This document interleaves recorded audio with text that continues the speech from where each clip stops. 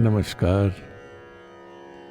भूरे खानी बाज के लर्निंग वीडियो में मैं डॉक्टर दिनकर शर्मा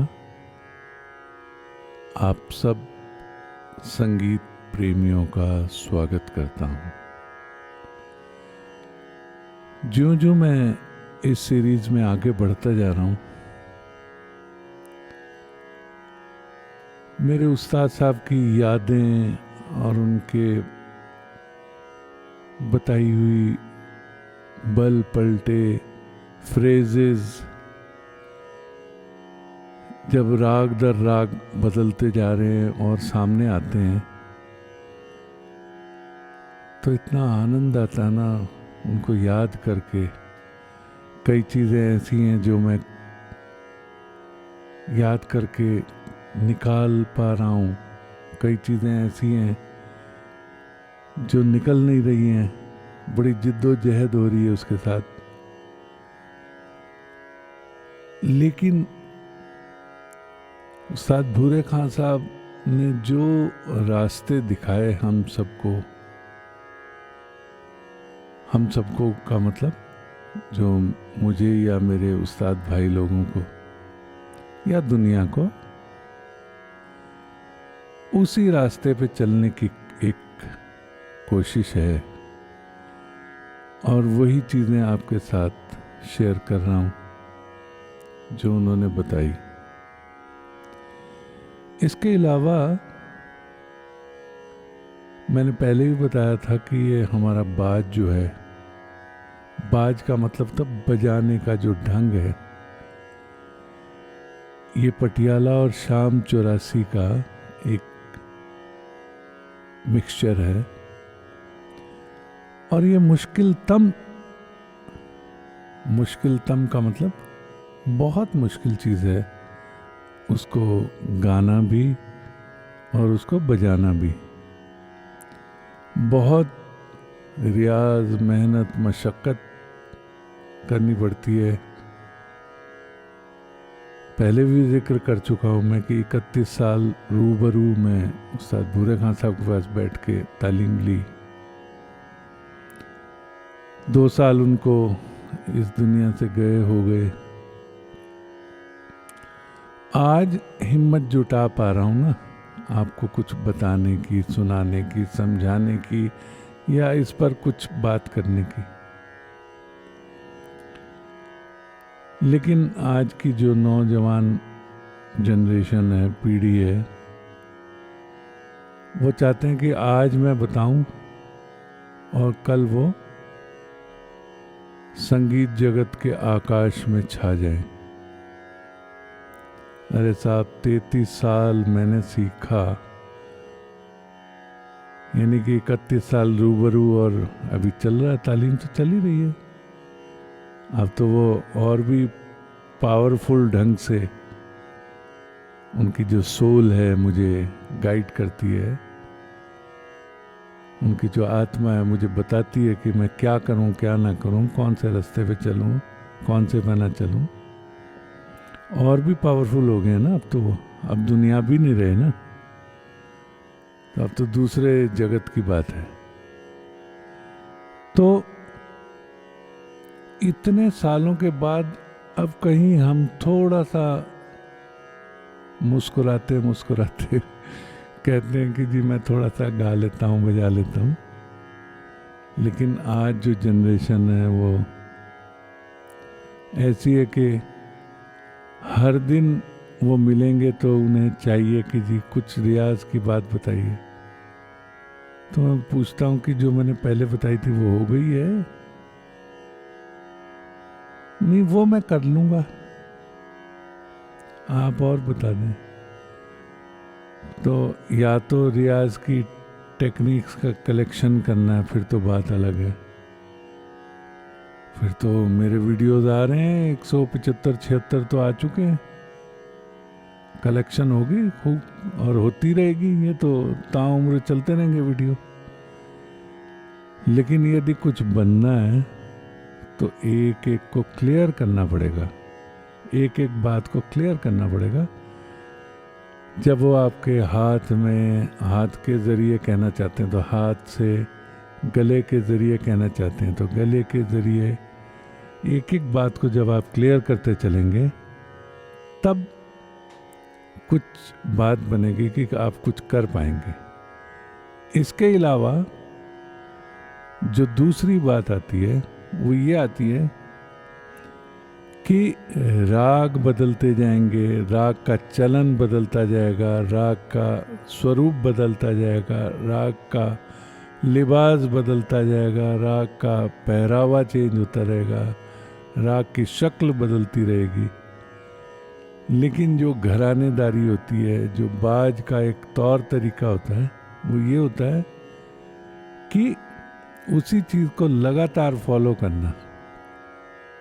इसे बोलते हैं एक जो घरानेदार तालीम होती है कि उन्हीं चीज़ों को लेकर के हम हर एक राग में उनका कैसे कैसे इस्तेमाल होता है, उसी सीक्वेंस को फॉलो करते हैं। जो सीक्वेंस पहले राग में किया वही सीक्वेंस दूसरे में, वही तीसरे में, वही चौथे में।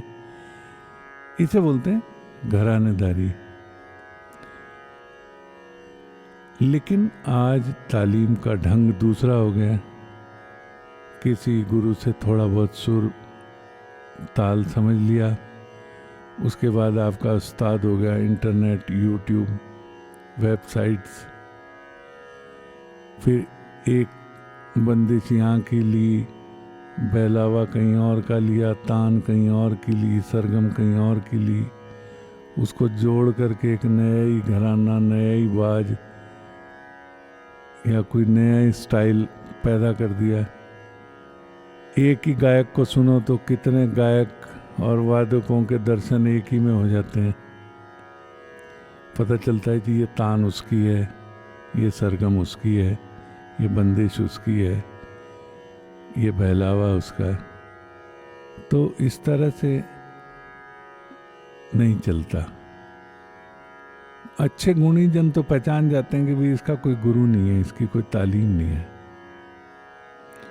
आम तौर पे लोग आपको अप्रिशिएट कर सकते हैं कि हाँ भी बहुत अच्छा, वो क्या बात है, आपका जवाब नहीं। लेकिन एक जो तालीम होती है उसका बहुत बड़ा असर होता है। तो उस्ताद मेहंदी हसन साहब ने एक बार कहा था कि जिनका कोई उस्ताद नहीं होता, वो जो भी गाना बजाना करते हैं वो गाना बजाना आवारा होता है, आवारा। तो आवारा गाना बजाना नहीं करना हमें किसी एक चीज़ को फॉलो करना है। ये नहीं कि 36 यूट्यूब के चैनल हैं, किसी से कुछ लिया, किसी से कुछ लिया, किसी से कुछ लिया। इस तरह से बात नहीं बनती। एक भूरे खानी बाज है तो भूरे खानी बाज को ही फॉलो करना है, या कोई और घराना या कोई अंग है तो उसको ही फॉलो करना है। ये नहीं कि कभी इसका कभी उसका। बंदिशें आप अच्छी अच्छी चुन सकते हैं किसी भी घराने की। आपको जो बंदिश अपील करती है, ज़रूरी नहीं कि आप इसी घराने की बंदिश गाएं बजाएं। आपको कोई बंदिश बहुत अपील करती है, आपकी आत्मा में रच बस जाती है, आप बंदिश रखिए दूसरी।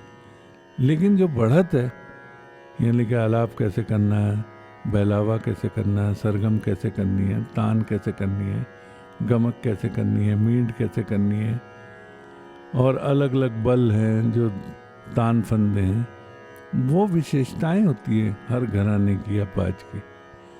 तो उसे फॉलो करना पड़ता है, तभी वो एक किसी पर्टिकुलर घराने के आप फॉलोअर होते हैं। वगरना तो ये गाना बजाना फिर आवारा है कि एक तान इसकी ले ली, एक उसका ले लिया, एक उसका ले लिया। तो आपका अपना तो फिर इसका मतलब इंडिविजुअल कोई है ही नहीं। और हर राग किसी और अंदाज में होगा। किसी का राग, कोई राग किसी आर्टिस्ट का पसंद आया उसकी तरह गाने बजाने लग गए, कोई राग किसी आर्टिस्ट का पसंद आया उसकी तरह गाने बजाने लग गए, कोई राग किसी का पसंद आया उसकी तरह गाने बजाने लग गए। तो फिर आपका इंडिविजुअल सोच या आपकी तालीम या वो क्या है।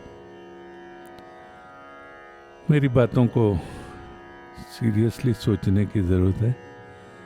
और जो अच्छा लगता है आपको, जो घराना, जो बाज, जो गुरु, उसको फॉलो कीजिए। 36 लोगों को मत देखिए, नहीं तो आप बजाय राह पे चलने के राह से भटक जाएंगे।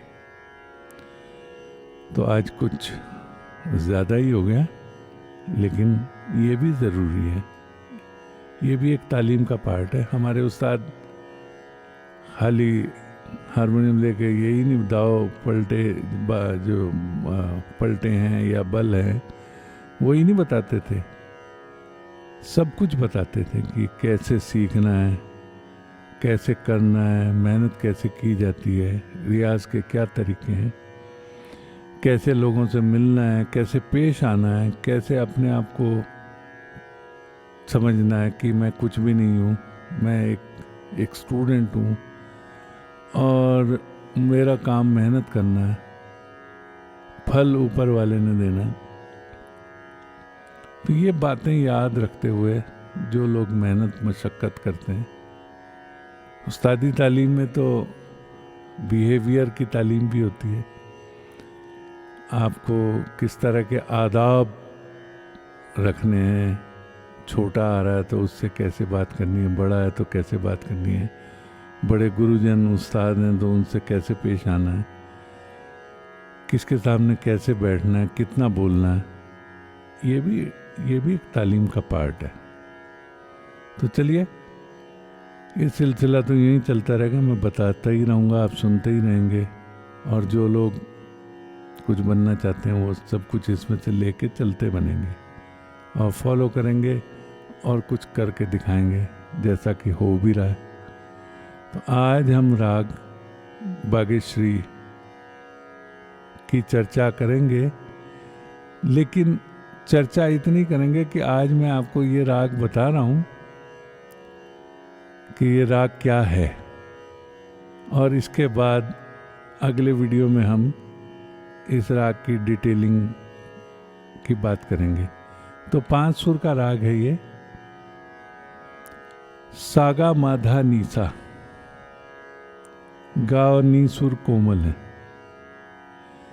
और अवरोह संपूर्ण है, सा नी धा मा पा धा मा गा रे सा, या सा नी धा मा, सा नी धा पा धा नी धा मा गा रे सा, या सा नी धा पा धा नी धा मा पा धा मा गा रे सा। कई तरीके से हम लोग इसको यूज करते हैं, इस्तेमाल करते हैं। हर घराने की या बड़े उस्ताद की अपनी तरह की अप्रोच है उन सुरों को बरतने की। तो ये अलग अलग तरीके से जो लोग बरतते हैं वो मैंने थोड़ा सा आपको बताया।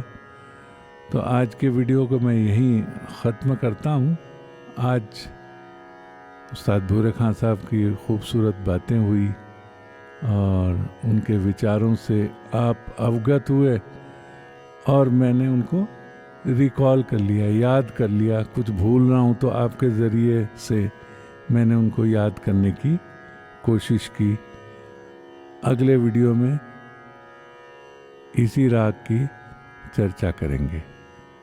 शुक्रिया।